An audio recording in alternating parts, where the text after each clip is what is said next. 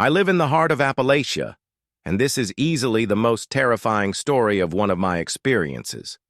This happened maybe 2 to 3 years ago. I live in southern West Virginia and have for my entire life. The woods and mountains surround every direction you look, and nighttime is a darkness that you can never dream of unless experienced. I was with a friend. I'll call him Mark.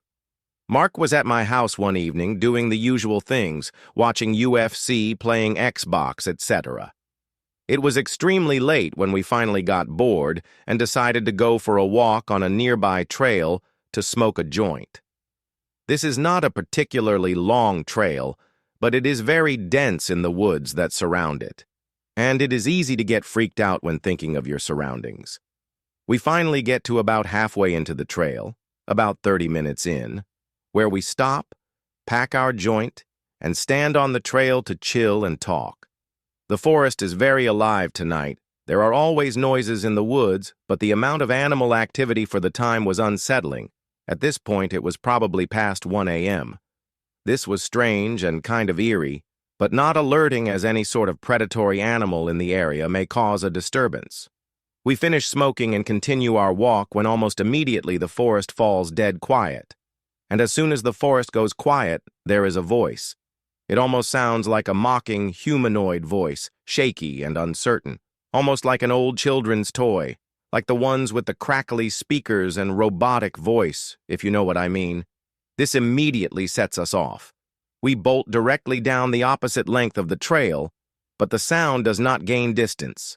It doesn't get closer per se, but no matter how far we ran down the trail, this eerie voice remains the same volume, going over and over with no quieting or stopping.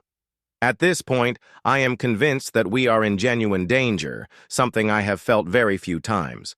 Finally, after sprinting for who knows how long, we exit the trail, grasping for breath and almost at the verge of tears of how frightening this was.